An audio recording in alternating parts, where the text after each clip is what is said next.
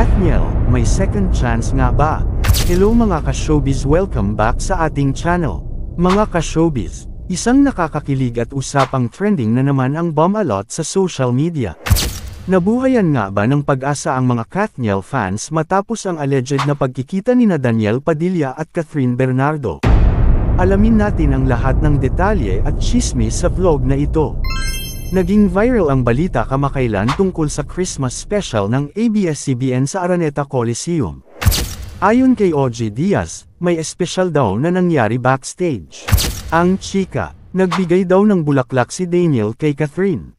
Pero teka, mga ka-showbiz, wala pang kumpirmasyon mula sa kanilang dalawa o sa kampo nila. Siyempre, dahil dito, muling nabuhay ang pag-asa ng Kathniel fans na baka may second chance ang dalawa. Hindi lang sa love life, kundi sa paggawa ng proyekto na magkasama. Kung matutuloy ang bagong pelikula o proyekto, siguradong magiging trending ito. May naririnig nga raw na balita na kung sakaling magka-film project ang Kathniel, baka konektado pa ito sa mga tunay na hugot nila sa real life. Ano sa tingin nyo, mga ka-showbiz? Kung kayo ang masusunod, anong klase ng proyekto ang bagay sa kanila? Drama, rom-com, or something na may halong hugot? Meanwhile, halos sabay din ang pag-anunsyo ng Hello, Love, Again Thanksgiving Party.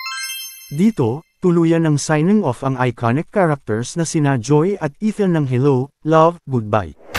Pero ang tanong, wala na nga bang Part 3? Maraming fans ang umaasa na sana maipagpatuloy pa ang kwento nila. Pero teka, hindi lang yan ang usapan. May chismis din na may usapan daw ang ABS-CBN at GMA para sa posibleng drama series na pagsasamahan nina Catherine at Alden Richards. Ang isa pang exciting, posibleng Queen of Tears daw ang kanilang gagawin. Bagay na bagay ang material na ito kung sakaling matuloy.